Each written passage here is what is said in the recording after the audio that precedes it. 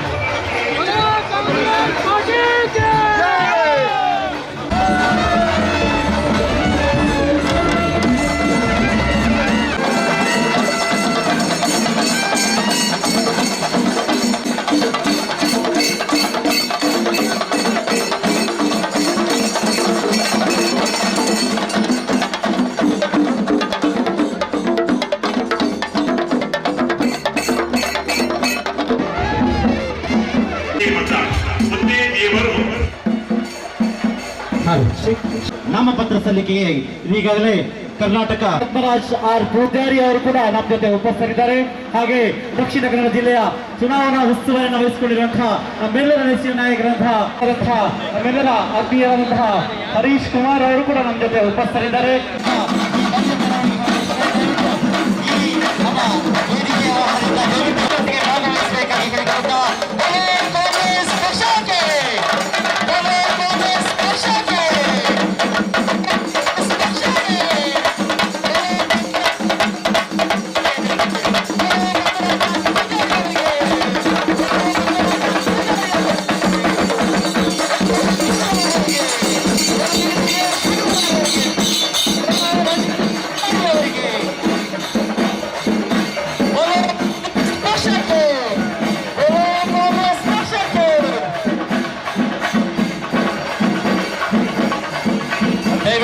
ಎಲ್ಲ ಕಾರ್ಯಕರ್ತರ ನಾಯಕರಲ್ಲಿ ಮನವಿಯನ್ನು ಮಾಡ್ತಾ ಇದ್ದೇವೆ. ನಮ್ಮ ಶಿವರೇ ದಯವಿಟ್ಟು ನಮ್ಮೊಂದಿಗೆ ಸಹಕರಿಸಬೇಕಾಗಿ ಕೇಳಿಕೊಳ್ತಾ ಇದ್ದೇವೆ.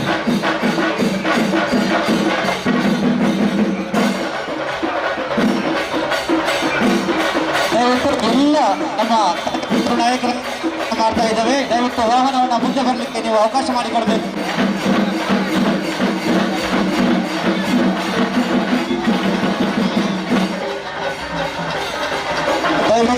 ಎಲ್ಲ ನಮ್ಮ ಕಾರ್ಯಕರ್ತರ ನಾಯಕರು ಮೆರವಣಿಗೆಯಲ್ಲಿ ನಮ್ಮೊಂದಿಗೆ ತೆರಳಬೇಕು. ದಯವಿಟ್ಟು ಹತ್ತಿರ ಯಾರು ಕೂಡ ನೀವು ನಮ್ಮೊಂದಿಗೆ ಸಹಕರಿಸಬೇಕಾಗಿ.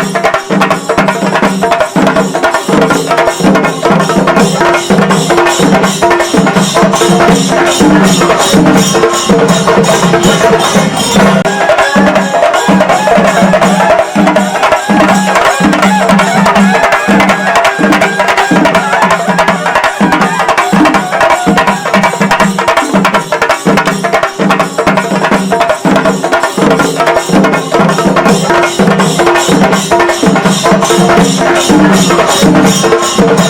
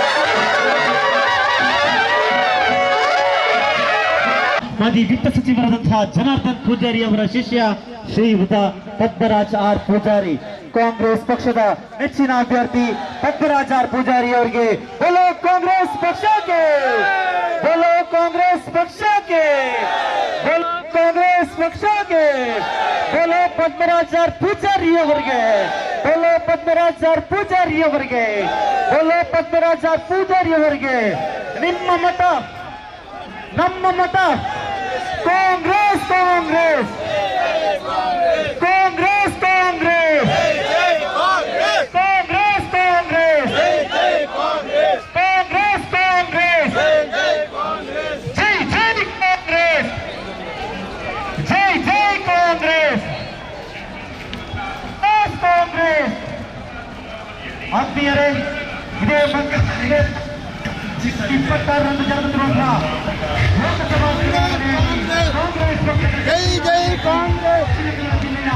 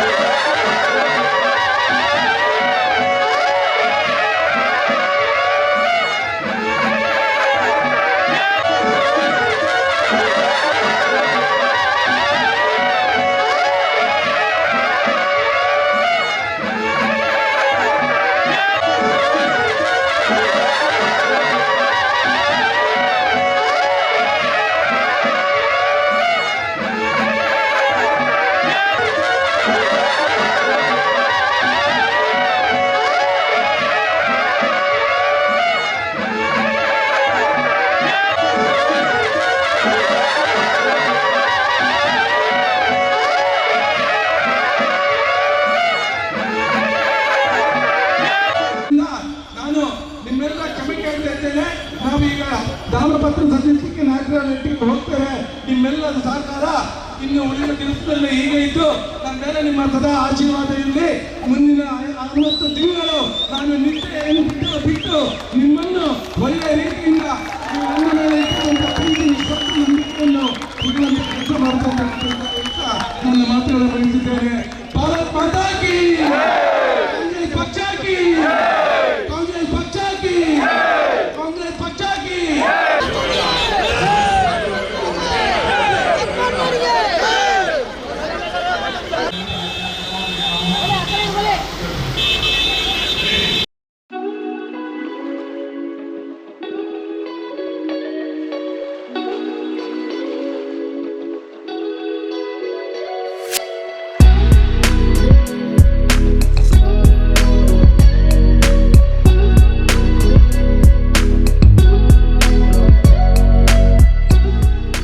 ಅಖಿಲ ಭಾರತ ಕಾಂಗ್ರೆಸ್ ಸಮಿತಿಯ ವತಿಯಿಂದ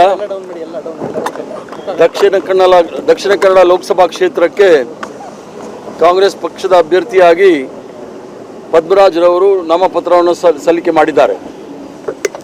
ಪದ್ಮರಾಜ್ರವರನ್ನು ನಮ್ಮೆಲ್ಲರ ಅಚ್ಚುಮೆಚ್ಚಿನ ನಾಯಕಿ ಸೋನಿಯಾ ಗಾಂಧಿಯವರು, ರಾಹುಲ್ ಗಾಂಧಿಯವರು, ಮಲ್ಲಿಕಾರ್ಜುನ್ ಖರ್ಗೆ ಸಾಹೇಬರು ಆಯ್ಕೆ ಮಾಡಿ ದಕ್ಷಿಣ ಕನ್ನಡದಲ್ಲಿ ಒಂದು ಹೊಸ ಮುಖ, ಒಂದು ಹೊಸ ಅಧ್ಯಾಯ ಪ್ರಾರಂಭ ಮಾಡಬೇಕು ಅಂತ ಹೇಳಿ ಇಲ್ಲಿರ್ತಕ್ಕಂಥ ಸ್ಥಳೀಯವಾಗಿರ್ತಕ್ಕಂಥ ವಕೀಲರನ್ನ ಅಭ್ಯರ್ಥಿಯಾಗಿ ಮಾಡಿದ್ದಾರೆ. ಅವರ ನಾಮಪತ್ರ ಸಲ್ಲಿಕೆ ಮಾಡೋ ಸಂದರ್ಭದಲ್ಲಿ ಜಿಲ್ಲೆಯ ಹಿರಿಯ ನಾಯಕರಾದ ರಮನಾಥ್ ರೈ ಅವರು ಮತ್ತು ಮಂಜುನಾಥ್ ಭಂಡಾರಿ ಅವರು, ಅಭಯ್ ಚಂದ್ರ ಜೈನ್ರವರು ಮತ್ತು ಲೋಬೋ ಸಾಹೇಬರು ಮತ್ತು ರಘು ಅವರು ಎಲ್ಲರೂ, ಮತ್ತು ಇನಾಯತ್ ಅವರು, ಕೃಷ್ಣಪ್ಪನವರು, ರಕ್ಷಿತ್ ಶಿವರಾಮ್ರವರು, ಹರೀಶ್ ಕುಮಾರ್ ಅವರು ಜಿಲ್ಲಾ ಅಧ್ಯಕ್ಷರ ನೇತೃತ್ವದಲ್ಲಿ ನಾಮಪತ್ರ ಸಲ್ಲಿಕೆ ಮಾಡಿದ್ದಾರೆ. ನಾನಾದರೂ ಸಹ ದಕ್ಷಿಣ ಕನ್ನಡ ಜಿಲ್ಲೆಯಲ್ಲಿ ಇರ್ತಕ್ಕಂಥ ಮತದಾರರಲ್ಲಿ ವಿನಯಪೂರ್ವಕವಾದ ವಿನಂತಿ ಮಾಡ್ತೇನೆ, ಪ್ರಾರ್ಥನೆ ಮಾಡ್ತೇನೆ. ಈ ಬಾರಿ ಒಂದು ಹೊಸ ಮುಖ, ಹೊಸ ಅವಕಾಶವನ್ನು ಮಾಡಿಕೊಡಿ ಅಂತ ಹೇಳಿ ಈ ಮೂಲಕ ಅವರಲ್ಲಿ ಪ್ರಾರ್ಥನೆ ಮಾಡ್ತೀನಿ. ಈ ಚುನಾವಣೆ ಬಂಟ ಬಿಲ್ಲವರ ನಡೆಯುವಂತಹ ಒಂದು ಚುನಾವಣೆ, ಅದು ಚುನಾವಣೆ ಬರೋ ಸಂದರ್ಭದಲ್ಲಿ ಹಲವಾರು ಹೇಳಿಕೆಗಳು ಬರುತ್ತೆ. ಈ ಒಂದು ಚುನಾವಣೆ ನಮ್ಮ ಮುಂದೆ ಇರ್ತಕ್ಕಂಥ ವಿಚಾರ, ಈ ರಾಷ್ಟ್ರದಲ್ಲಿ ಇರ್ತಕ್ಕಂಥ ಸಂವಿಧಾನವನ್ನು ಉಳಿಸ್ಕೊಳ್ತಕ್ಕಂಥದ್ದು, ಮತ್ತೆ ಚುನಾವಣೆ 5 ವರ್ಷ ಆದಮೇಲೆ ಚುನಾವಣೆ ಬರಬೇಕು, ಪ್ರಜಾಪ್ರಭುತ್ವದ ವ್ಯವಸ್ಥೆಯನ್ನು ಕಾಪಾಡ್ತಕ್ಕಂಥದ್ದು, ಜಾತ್ಯತೀತ ತತ್ವವನ್ನು ಕಾಪಾಡ್ತಕ್ಕಂಥ ಚುನಾವಣೆ ವಿನಃ ಯಾವುದೇ ಜಾತಿ ಮಧ್ಯದಲ್ಲಲ್ಲ, ಅಥವಾ ಒಂದು ಧರ್ಮದ ಮಧ್ಯದಲ್ಲಲ್ಲ, ಅಥವಾ ಒಂದು ಭಾಷೆ ಮಧ್ಯದಲ್ಲಲ್ಲ. ಸಂವಿಧಾನವನ್ನು ಉಳಿಸ್ಕೊಳ್ತಕ್ಕಂಥದ್ದು ಏನು ಸ್ವತಂತ್ರ ಹೋರಾಟದ ಆಶಯಗಳಿತ್ತು ಅದನ್ನು ಕಾಪಾಡ್ತಕ್ಕಂಥ ಕೆಲಸ ಆಗಬೇಕಾಗಿದೆ. ಅದರಲ್ಲೂ ಸಹ ದಕ್ಷಿಣ ಕನ್ನಡ ಮತ್ತು ಉತ್ತರ ಕನ್ನಡ ಜಿಲ್ಲೆ ಅತ್ಯಂತ ಹೆಚ್ಚಿನ ಸ್ವತಂತ್ರ ಹೋರಾಟಗಾರರಿದ್ದಂಥ ಜಿಲ್ಲೆಯಲ್ಲಿ ಈ ಒಂದು ಸ್ವತಂತ್ರ ಭಾರತದ ಆಶಯಗಳನ್ನು ಉಳಿಸ್ಕೊಳ್ಳಿಕ್ಕೋಸ್ಕರ ಈ ಹೋರಾಟ. ಈಗ ಬಿಜೆಪಿ ಇದನ್ನು ಹಿಂದುತ್ವದ ಭದ್ರಕೋಟೆ ಅಂತ ಹೇಳ್ಕೊಂಡು ಬಂದಿದೆ. ಮೊನ್ನೆ ಪದ್ಮರಾಜ್ ಅವರು ಹೇಳಿದರು ಹಿಂದುತ್ವದ ಭದ್ರಕೋಟೆ ಅಲ್ಲ, ಆ ವಿಚಾರದಲ್ಲಿ ಒಂದಷ್ಟು ಇಲ್ಲಿ ಗೊಂದಲಗಳಾಗುತ್ತೆ. ಹಿಂದುತ್ವದ ಭದ್ರಕೋಟೆ ಮಹಾರಾಷ್ಟ್ರದಲ್ಲೇ ಇಲ್ಲ, ಅಲ್ಲಿ ಸೃಷ್ಟಿಯಾಗಿದ್ದು ಸಾವರ್ಕರ್ ಅವರು ಅಲ್ಲಿ ಸೃಷ್ಟಿ ಮಾಡಿದ್ರು, ಅಲ್ಲೇ ಭದ್ರವಾಗಿಲ್ಲ ಅಂತ ಹೇಳಿದ್ರೆ ಎಲ್ಲರೂ ಸಹ ಖರೀದಿ ಮಾಡಿ ಹಿಂದುತ್ವದ ಕೋಟೆ ಮಾಡಲಿಕ್ಕೆ ಆಗೋದಿಲ್ಲ. ಕಾರಣಾಂತರದಿಂದ ಇಲ್ಲಿ ಭಾರತೀಯ ಜನತಾ ಪಾರ್ಟಿ ಗೆದ್ದಿದೆ, ಅದರ ಅರ್ಥ ಹಿಂದುತ್ವದ ಕೋಟೆ ಅಂತ ಏನು ಹೇಳಲಿಕ್ಕೆ ಆಗೋದಿಲ್ಲ. ದೊಡ್ಡ ದೊಡ್ಡ ಕೋಟೆಗಳೆಲ್ಲ ಮುರಿದೋಗಿದೆ, ರಾಜ ಮಹಾರಾಜ್ ಕೋಟೆಗಳೆಲ್ಲ ಪಾಳು ಬಿದ್ದಿದೆ, ಅದೇ ರೀತಿ ಇಲ್ಲೂ ಸಹ ಆಗುತ್ತೆ. ಈಗ ಪ್ರಧಾನಿ ನಿನ್ನೆ ಒಂದು ಸ್ಟೇಟ್ಮೆಂಟ್ ಕೊಟ್ಟಿದ್ದಾರೆ, ಕರ್ನಾಟಕದಲ್ಲಿ ದೇಶ ವಿಭಜನೆ ಮಾಡುವ ಒಂದು ಹೇಳಿಕೆ ಹೊರಟವರಿಗೆ ಟಿಕೆಟ್ ಕೊಟ್ಟಿದ್ದಾರೆ. ಕರ್ನಾಟಕದಲ್ಲಿ ದೇಶ ವಿಭಜನೆ ಏನು ಮಾಡಲಿಲ್ಲ. ಏನಾದರೂ ದೇಶದಲ್ಲಿ ವಿಭಜನೆ ಆಗಿತ್ತು ಅಂತ ಆದಾಗ ಪಾಕಿಸ್ತಾನವನ್ನು ವಿಭಜನೆ ಮಾಡಿರ್ತಕ್ಕಂಥ ಇಂದಿರಾ ಗಾಂಧಿಯವರು ಬಾಂಗ್ಲಾದೇಶ ಮತ್ತು ಪಾಕಿಸ್ತಾನವನ್ನು ಸೃಷ್ಟಿ ಮಾಡಿದರೆ ವಿನಃ, ಮತ್ತು ಅವರು ಇನ್ನೊಂದು ಹೇಳಿಕೆ ಕೊಡ್ತಾರೆ, ಯಾವುದೋ ಒಂದು ಖಚಿತ ದ್ವೀಪವನ್ನು ನಾವು ಕೊಟ್ಬಿಡ್ತೀವಿ ಅಂತ ಹೇಳಿ. 1975ನೇ ಇಸ್ವಿನಲ್ಲಿ ಸಿಕ್ಕಿಂ ರಾಷ್ಟ್ರ ಆಯಿತು, ಅದನ್ನು ರಾಜ್ಯವಾಗಿ ಪರಿವರ್ತನೆ ಮಾಡಿ ನಮ್ಮ ರಾಷ್ಟ್ರದೊಳಗೆ ಸೇರಿಸ್ಕೊಂಡಿರ್ತಕ್ಕಂಥ ಕೀರ್ತಿ ಇಂದಿರಾ ಗಾಂಧಿ ಅವ್ರಿಗಿದೆ. ಆದ್ದರಿಂದ ದೇಶವನ್ನು ಉಳಿಸ್ಕೊಳ್ತಕ್ಕಂಥ 2000 ಸ್ಕ್ವೇರ್ ಕಿಲೋಮೀಟರ್ ನಾನು ಹೇಳಿರ್ತಕ್ಕಂಥದ್ದಲ್ಲ, ಅವ್ರದ್ದೇ ಆದ BJP ನಾಯಕರು RSS ನಾಯಕರು ಹೇಳಿರ್ತಕ್ಕಂಥದ್ದು. 2000 ಸ್ಕ್ವೇರ್ ಕಿಲೋಮೀಟರ್ನ ಚೈನಾ ಆಕ್ರಮಿಸ್ಕೊಂಡಿದೆ, ಅದನ್ನು ಯಾವಾಗ ಬಿಡಿಸ್ತಾರೆ ಅಂತ ಹೇಳಿ. ಭಾರತೀಯ ಕಾಂಗ್ರೆಸ್ ಪಕ್ಷ, ರಾಷ್ಟ್ರೀಯ ಕಾಂಗ್ರೆಸ್ ಪಕ್ಷ ಇವತ್ತು ನನಗೆ ಒಂದು ಲೋಕಸಭಾ ಚುನಾವಣೆಯಲ್ಲಿ ಸ್ಪರ್ಧಿಸುವಂಥ ಅವಕಾಶ ಈ ಜಿಲ್ಲೆಯ ಎಲ್ಲ ನಾಯಕರು ಹಾಗೆ ನಮ್ಮ ರಾಜ್ಯದ ನಾಯಕರುಗಳ ಹಾಗೆ ಪಕ್ಷದ ಎಲ್ಲ ಕಾರ್ಯಕರ್ತರ ಒಂದು ಒಮ್ಮತದ ಅಭ್ಯರ್ಥಿಯಾಗಿ ನನಗೊಂದು ಅವಕಾಶವನ್ನು ಕಲ್ಪಿಸಿಕೊಟ್ಟಿತ್ತು. ಆ ಪ್ರಕಾರ ಇವತ್ತು ಚುನಾವಣೆ ಎನ್ನುವಂಥದ್ದು ಪ್ರಜಾಪ್ರಭುತ್ವದ ಹಬ್ಬ. ಚುನಾವಣೆ ಘೋಷಣೆ ಆಗಿದೆ. ಏಪ್ರಿಲ್ 26ನೇ ತಾರೀಕಿಗೆ ಚುನಾವಣೆ ನಡೀಲಿಕ್ಕಿದೆ. ಚುನಾವಣೆಗೆ ನಾಮಪತ್ರ ಸಲ್ಲಿಸುವಂಥದ್ದು. ಇವತ್ತು ನಾನೀಗ ನಮ್ಮ ಜಿಲ್ಲಾ ಉಸ್ತುವಾರಿ ಸಚಿವರು, ಪ್ರಚಾರ ಸಮಿತಿಯ ರಾಜ್ಯ ಅಧ್ಯಕ್ಷರಾದಂತಹ ಮಂಜುನಾಥ್ ಭಂಡಾರಿಯವರು ಹಾಗೆ ನಮ್ಮ ಎಲ್ಲ ದಕ್ಷಿಣ ಕನ್ನಡ ಜಿಲ್ಲಾ ಪ್ರಚಾರ ಸಮಿತಿ ಅಧ್ಯಕ್ಷರಾದಂಥ ಹಿರಿಯರಂಥ ರಮನಾಥ್ ರೈಗಳು, ಅಭಯಚಂದ್ರ ಸರ್ ಅವರು, DCC ಅಧ್ಯಕ್ಷರಂಥ ಹರೀಶ್ ಕುಮಾರ್ ಅವರು, ಎಲ್ಲರ ಹಾಗೆ ಪಕ್ಷದ ಕಾರ್ಯಕರ್ತರ ಎಲ್ಲರ ಒಂದು ಆಶೀರ್ವಾದದಿಂದ ನಾನು ಇವತ್ತು ಇಲ್ಲಿ ನಾಮಪತ್ರ ಸಲ್ಲಿಸಿದ್ದೇನೆ. ಬಹುಶಃ ಇವತ್ತು ನೋಡಿದ್ದೀರಿ ಜನರಲ್ಲಿ ಯಾವ ರೀತಿಯ ಒಂದು ಹುಮ್ಮನಸ್ಸು ಇವತ್ತು ಎದ್ದು ಕಾಣ್ತಾ ಇದೆ ಅನ್ನುವಂಥದ್ದು. ಈ ದಕ್ಷಿಣ ಕನ್ನಡ ಜಿಲ್ಲೆ ಈ ಒಂದು ತುಳುನಾಡ ಜಿಲ್ಲೆ, ಇಲ್ಲಿಯ ವಿಶಿಷ್ಟವಾದಂಥ ಸಂಸ್ಕೃತಿ ಇವತ್ತು ಎಲ್ಲ ಜಗತ್ತಿನವರು ನಮ್ಮ ಹತ್ರ ತಲೆ ಎತ್ತಿ ನೋಡ್ತಾರೆ. ಏನು ಅನ್ನೋ ನಮ್ಮ ವಿಶಿಷ್ಟ ಸಂಸ್ಕೃತಿ. ಈ ಒಂದು ಸಂಸ್ಕೃತಿಯಲ್ಲಿ ಇಲ್ಲಿ ಪರಸ್ಪರ ಒಬ್ರಿಗೊಬ್ಬರು ಜಾತಿ ಧರ್ಮ ಮೀರಿ ಗೌರವದಿಂದ ಬಾಳ್ತಿರುವಂಥದ್ದಿತ್ತು. ಆದರೆ ಕೆಲವೊಂದು ವರ್ಷಗಳಿಂದ, ಕಳೆದ 33 ವರ್ಷಗಳಿಂದ ಇಲ್ಲಿ ಯಾವ ರೀತಿಯ ಒಂದು ಈ ಜಾತಿ ಮಾಧ್ಯಮಗಳ ನಡುವೆ ಕಂದಕಗಳನ್ನು ಏರ್ಪಟ್ಟು ಇಲ್ಲಿ ನಮಗೊಂದು ಬ್ಲ್ಯಾಕ್ ಲಿಸ್ಟಲ್ಲಿ ಸೇರುವ ಹಾಗೆ ಇಲ್ಲಿ ಒಂದು ಸೂಕ್ಷ್ಮ ಧರ್ಮಗಳ ಈ ಒಂದು ಕೋಮು ಸೂಕ್ಷ್ಮ ಪ್ರದೇಶ ಅನ್ನುವಂಥದ್ದನ್ನು ಇವತ್ತು ನಮಗೆ ಒಂದು ಟ್ಯಾಗ್ ಬಿದ್ದಿದೆ. ಆದ್ದರಿಂದ ಇಲ್ಲಿಗೆ ಯಾವುದೇ ಇನ್ವೆಸ್ಟ್ಮೆಂಟ್ಗಳು ಬರ್ತಾ ಇಲ್ಲ, ಉದ್ದಿಮೆಗಳು ಬರ್ತಾ ಇಲ್ಲ. ಈಗ ಜನರಿಗೆ ಇಲ್ಲಿಯ ಮತದಾರರುಗಳು ಯಾರಿದ್ದಾರೆ, ಮತದಾರ ಪ್ರಭುಗಳಿಗೆ ಇವತ್ತು ಸ್ಪಷ್ಟವಾದ ಅರಿವು ಆಗಿದೆ. ಬದಲಾವಣೆಯನ್ನು ಅವರು ಬಯಸಿದ್ದಾರೆ. ಇವತ್ತು ನಮ್ಮ ಕಾರ್ಯಕರ್ತರಲ್ಲಿರುವಂಥ ಒಂದು ಸ್ಫೂರ್ತಿ ಅವರ ನಾವು ನೋಡಿದಿರಿ ಯಾವ ರೀತಿಯಲ್ಲಿ ಅವರು ಲವಲವಿಕೆಯಿಂದ ಇದ್ದರು ಅಂತ. ಖಂಡಿತವಾಗ್ಲೂ ಇವತ್ತು ಅವರು ಎದೆ ತಟ್ಕೊಂಡು ಕಾಂಗ್ರೆಸ್ ಪಕ್ಷದ ಸಾಧನೆಗಳೇನಿದೆ, ಈ ಹಿಂದೆ 40 ವರ್ಷಗಳ ಕಾಲ ಕಾಂಗ್ರೆಸ್ನ ಎಂಪಿಗಳು ಪಾರ್ಲಿಮೆಂಟಲ್ಲಿ ನಮ್ಮ ಜಿಲ್ಲೆಯನ್ನು ರೆಪ್ರೆಸೆಂಟ್ ಮಾಡಿದರು. ಆ ಸಮಯದಲ್ಲಿ ಏನೆಲ್ಲ ಅಭಿವೃದ್ಧಿ ಯೋಜನೆಗಳನ್ನು ಮಾಡಿದ್ದಾರೆ, ಅದರ ನಂತರ ಬಂದು 34 ವರ್ಷಗಳಲ್ಲಿ ಈ BJP ಪಕ್ಷದ ಎಂಪಿಗಳು ಏನು ಮಾಡಿದ್ದಾರೆ ಅಂತ ನಾವು ಮೊನ್ನೆಯಿಂದ ಅವ್ರ ಹತ್ರ ಕೇಳ್ತಿದ್ದೇವೆ. ಯಾವುದೇ ಉತ್ತರ ಕೂಡ ಇವತ್ತಿನವರೆಗೂ ಬರಲಿಲ್ಲ. ಇದನ್ನು ನಾವು ಹೇಳ್ತಾ ಹೋಗ್ತೇವೆ. ಅದಲ್ಲದೆ ನಮ್ಮ ಕಳೆದ ವರ್ಷ ಒಂದು 11 ತಿಂಗಳ ಹಿಂದೆ 10 ತಿಂಗಳ ಹಿಂದೆ ರಾಜ್ಯದಲ್ಲಿ ಕಾಂಗ್ರೆಸ್ ಪಕ್ಷ ಅಧಿಕಾರಕ್ಕೆ ಬಂತು. ಅಧಿಕಾರಕ್ಕೆ ಬರುವ ಪೂರ್ವದಲ್ಲಿ ತನ್ನ ಪ್ರಣಾಳಿಕೆಯನ್ನು ಬಿಡುಗಡೆಗೊಳಿಸಿತು. ಅದರ ಒಟ್ಟಿಗೆ ಆ ಪ್ರಣಾಳಿಕೆಯಲ್ಲಿ 5 ಗ್ಯಾರಂಟಿಗಳನ್ನು ಕೊಡ್ತು. ಇವತ್ತು ಆ 5 ಗ್ಯಾರಂಟಿಗಳು ಪ್ರತಿಯೊಂದು ಮನೆಯಲ್ಲಿ, ಆರ್ಥಿಕವಾಗಿ ಹಿಂದುಳಿದಂಥ ಒಂದು ಮನೆಯಲ್ಲಿ ಒಂದು ಗೃಹಿಣಿಯ ಮುಖದಲ್ಲಿ ಒಂದು ನಗು ಕಾಣಬೇಕು ಅಂತಿದ್ರೆ ಈ ಯೋಜನೆಗಳು ಕಾರಣ ಆಯಿತು. ಇವತ್ತು ಒಂದು ನೆಮ್ಮದಿಯ ನಿಟ್ಟುಸಿರು ಬಿಡುವಂಥದ್ದು, ಬೆಲೆಗಳು ಗಗನಕ್ಕೇರಿದೆ. ಇದನ್ನೆಲ್ಲ ನಿಭಾಯಿಸಲಿಕ್ಕೆ, ಅವರ ಮಕ್ಕಳಿಗೆ ಒಳ್ಳೆಯ ವಿದ್ಯೆ ಕೊಡಲಿಕ್ಕೆ, ಅಥವಾ ಏನಾದರೂ ಅನಾರೋಗ್ಯಕ್ಕೆ ತುತ್ತಾದಾಗ ಅದನ್ನು ನಿಭಾಯಿಸುವಂಥ ಶಕ್ತಿ ಆ ಪ್ರತಿಯೊಂದು ಮನೆಯ ಗೃಹಿಣಿಯಲ್ಲಿದೆ. ಇದು ಸಂಬಂಧಗಳು ಅನ್ಯೋನ್ಯವಾಗ್ತಾ ಇದೆ. ಇದು ಕಾಂಗ್ರೆಸ್ ಪಕ್ಷದ ಧ್ಯೇಯ. ಇದನ್ನು ಇಟ್ಕೊಂಡು ನಾವು ಮಾಡಿದಂಥ ಸಾಧನೆಗಳನ್ನು ಇಟ್ಕೊಂಡು ಪ್ರೀತಿಯನ್ನು ಹಂಚುವ ಕೆಲಸವನ್ನು ನಾವು ಮಾಡ್ತೇವೆ. ಯಾರ ಬಗ್ಗೆಯೂ ನಾವು ದ್ವೇಷ ಮಾಡಲಿಕ್ಕೆ ಹೋಗೋದಿಲ್ಲ, ದ್ವೇಷಗಳನ್ನು ಮಾಡೋದಿಲ್ಲ, ಟೀಕೆಗಳನ್ನು ಮಾಡುವುದಿಲ್ಲ. ಏನು ವಿಚಾರಗಳು, ನೈಜ ವಿಚಾರಗಳಿದೆ, ಇದನ್ನು ಜನರ ಮತದಾರರ ಮುಂದೆ ಇಟ್ಕೊಂಡು ನಾವು ಹೋಗ್ತೇವೆ. ನಾವು ಹೋಗ್ತಾ ಇದ್ದೇವೆ. ಜನರುಗಳ ಒಂದು ಸ್ಪಂದನೆ ನಮಗೆ ಸಿಗ್ತಿರೋದು ನೋಡಿದರೆ ಖಂಡಿತವಾಗಲೂ ಈ 33 ವರ್ಷ ಕಾಂಗ್ರೆಸ್ ಪಕ್ಷ ಇಲ್ಲಿ ವಂಚಿತರಾಗಿತ್ತು. ಈ ಬಾರಿ 100ಕ್ಕೆ 100 ಕಾಂಗ್ರೆಸ್ ಪಕ್ಷ ಇಲ್ಲಿ ಗೆದ್ದು ಬರುತ್ತೆ ಅನ್ನೋಂಥ ಮಾತನ್ನು ನಾನು ಹೇಳ್ತಾ ಇದ್ದೇನೆ. ಧನ್ಯವಾದಗಳು. ಹಿಂದುತ್ವ ಬದ್ಧತೆ ಅಭಿವೃದ್ಧಿಗೆ ಆದ್ಯತೆ ಅಂತ ನಿಮ್ಮ ಟ್ಯಾಗ್ಲೈನ್ ಸರ್, ನಮ್ಮದು ಕೋಮು ಸಾಮರಸ್ಯದ ಗತವೈಭವ ಏನು ಈ ತುಳುನಾಡ ಜಿಲ್ಲೆಯ ಒಂದು ಇತಿಹಾಸ ಇದೆ, ಅದನ್ನು ಇದಕ್ಕೆ ಪೆಟ್ಟು ಬಿದ್ದೆ, ಅದನ್ನು ಮತ್ತೆ ಮರುಸ್ಥಾಪನೆ ಮಾಡುವಂಥದ್ದು. ಸರ್, ಇದು ನಿಮಗೆ ಮೊದಲ ಎಲೆಕ್ಷನ್, ಅಂದರೆ ಮೊದಲ ಚುನಾವಣೆ, ಅದು ಕೂಡ MP ಚುನಾವಣೆ. ಸೊ ಇದರ ಒಂದು ಚಾಲೆಂಜ್ ಸರಿಗೆ ಇದು ಮೊದಲ ಚುನಾವಣೆ ಅಂತ ಜನರಿಗೆ ಮಾತನ್ನು ಕೊಟ್ಟ ಮೇಲೆ ಅದು ಉಳಿಸ್ಕೊಳ್ಳುವಂಥದ್ದು ಭಾಳ ಮುಖ್ಯ. BJPಯವರು ಗ್ಯಾರಂಟಿ ಕೊಟ್ಟಿದ್ದರು, 2 ಕೋಟಿ ಉದ್ಯೋಗ ಪ್ರತಿ ವರ್ಷ ಅಂತ ಕೊಟ್ಟಿದ್ದರು ಗ್ಯಾರಂಟಿ. ಇಷ್ಟೊತ್ತಿಗೆ 20 ಕೋಟಿ ಉದ್ಯೋಗ ಬರಬೇಕಾಗಿತ್ತು, ಬರಲಿಲ್ಲ. ಅವರು ರೈತರ ಆದಾಯವನ್ನು ದುಪ್ಪಟ್ಟ ಮಾಡ್ತೀವಿ ಅಂತ ಗ್ಯಾರಂಟಿ ಕೊಟ್ಟಿದ್ದರು. ರೈತರಿಗೇನು ಅಭಿವೃದ್ಧಿ ಆಗಲಿಲ್ಲ. ಡಾಲರನ್ನು ನಾವು 45 ರೂಪಾಯಿಗೆ ಇಳಿಸ್ತೀವಿ ಅಂತ ಹೇಳಿದರು, ಈಗ 83 ರೂಪಾಯಿಗೆ ಹೋಗಿದೆ. ಯಾವ ಗ್ಯಾರಂಟಿಯನ್ನು ಅವರು ಮಾತು ಉಳಿಸ್ಕೊಂಡಿದ್ದಾರೆ? ಅವರೇ ಹೇಳ್ಬಿಟ್ರು ಇದೆಲ್ಲ ಗ್ಯಾರಂಟಿಗಳಲ್ಲ, ಇವೆಲ್ಲ ಜುಂಬಲಾಗಳಂತ ಅವ್ರು ಹೇಳಿದ್ದಾರೆ. ಸೊ BJP ಗ್ಯಾರಂಟಿಗೆ ಏನು ಬೆಲೆ ಇಲ್ಲ, ಕಾಂಗ್ರೆಸ್ ಗ್ಯಾರಂಟಿಗೆ ಇವತ್ತು ಬೆಲೆ ಇದೆ. ಯಾಕೆಂತ ಹೇಳಿದ್ರೆ ನಾವೇನು ಹೇಳಿದ್ದೀವಿ ಅದನ್ನು ಮಾಡಿದ್ದೀವಿ. ಆದ್ದರಿಂದ ಖಂಡಿತವಾಗಿ ಜನರಿಗೆ ನಮ್ಮ ಮೇಲೆ ವಿಶ್ವಾಸ ಇದೆ ಮತ್ತು ಪ್ರತಿಯೊಂದು ಕುಟುಂಬಕ್ಕೂ ಕೂಡ ಇವತ್ತು ಅನುಕೂಲ ಆಗುವಂಥ ಕೆಲಸ ನಾವು ಮಾಡಿದ್ದೇವೆ ಇವತ್ತು. ಆದ್ದರಿಂದ ಗ್ಯಾರಂಟಿಗಳ ಪ್ರಭಾವ ಖಂಡಿತವಾಗಿಯೂ ಇರ್ತದೆ. ಅದ್ರ ಜೊತೆಯಲ್ಲಿ ದೇಶದ ರಾಜಕಾರಣ, ಪ್ರಜಾಪ್ರಭುತ್ವ ವ್ಯವಸ್ಥೆಯನ್ನು ಯಾವ ರೀತಿ ಇವತ್ತು ಕಗ್ಗೋಲೆ ಆಗ್ತಾ ಇರತಕ್ಕಂಥದ್ದು ಮತ್ತು ಕಾನೂನಾತ್ಮಕವಾದಂಥ ಭ್ರಷ್ಟಾಚಾರ ಮಾಡಿರುವಂಥದ್ದು BJP. ಕಾನೂನನ್ನು ಉಪಯೋಗಿಸ್ಕೊಂಡು ಸಾವಿರಾರು ಕೋಟಿ, ಸುಮಾರು 12,000 ಕೋಟಿ ರೂಪಾಯಿಯಷ್ಟು BJP ಲೂಟಿ ಮಾಡಿದೆ.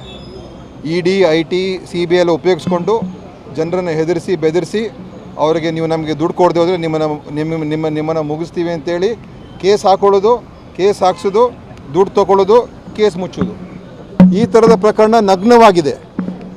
ಅಂದರೆ ಕಾನೂನಾತ್ಮಕವಾದಂಥ ಭ್ರಷ್ಟಾಚಾರ. ಆದ್ದರಿಂದ ಇವತ್ತು ಭ್ರಷ್ಟಾಚಾರದಲ್ಲಿ ಒಂದು ಅತಿ ಹೆಚ್ಚಿನ ಭ್ರಷ್ಟಾಚಾರ ಮಾಡಿರ್ತಕ್ಕಂಥ ಪಕ್ಷ ಅಂತ ಇವತ್ತು BJP ಪ್ರೂವ್ ಆಗಿದೆ. ಎಲ್ಲ ಇವತ್ತು ದೇಶದಲ್ಲಿ ಆಗುವಂಥ ಘಟನೆಗಳು ಇವತ್ತು ನೀವು ನೋಡ್ತಾ ಇದ್ದೀರಾ. ಇದು ಈ ಚುನಾವಣೆ ಅತ್ಯಂತ ಒಂದು ಏನು ಸರಿಸಮಾನವಾದಂಥ ಒಂದು ವ್ಯವಸ್ಥೆ ಇಲ್ಲದೆ ನಡೀತಾ ಇರ್ತಕ್ಕಂಥ ಚುನಾವಣೆ ಆಗಿದೆ. ಈ ಥರ ಚುನಾವಣೆ ಬಹುಶಃ ದೇಶದಲ್ಲೇ ನಡೆದಿಲ್ಲ. ಅದನ್ನು ಜನ ಇವತ್ತು ನೋಡ್ತಾ ಇದ್ದಾರೆ.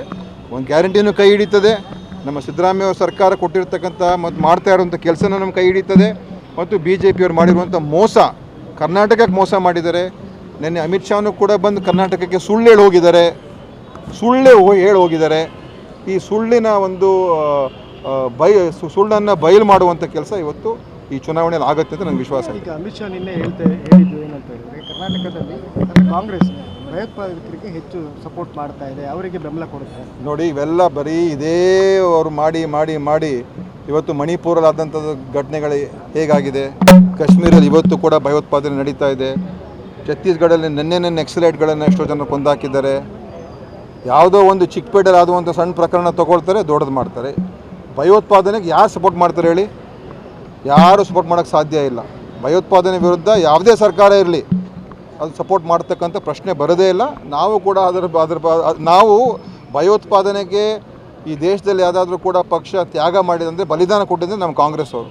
ಇಂದಿರಾ ಗಾಂಧಿ ಇರ್ಬೋದು, ರಾಜೀವ್ ಗಾಂಧಿ ಇರ್ಬೋದು, BN ಸಿಂಗ್ ಇರ್ಬೋದು, ಇಡೀ ನಮ್ಮ ಛತ್ತೀಸ್ಗಢಿನ ಎಲ್ಲ ಮುಖಂಡರುಗಳು, BJPಯವರು ಯಾರಾದರೂ ಕೂಡ ಇದಕ್ಕೆ ಬಲಿಯಾಗಿದ್ದಾರಾ? ಯಾಕಂದರೆ ಅವರ ಉದ್ದೇಶ ಬೇರೆ ಇದೆ, ನಮ್ಮ ಉದ್ದೇಶ ಅದಲ್ಲ. ನಮ್ಮಲ್ಲಿ ಎಲ್ಲರೂ ಕೂಡ ಸೇರಬೇಕು ಅಂತ ಉದ್ದೇಶ.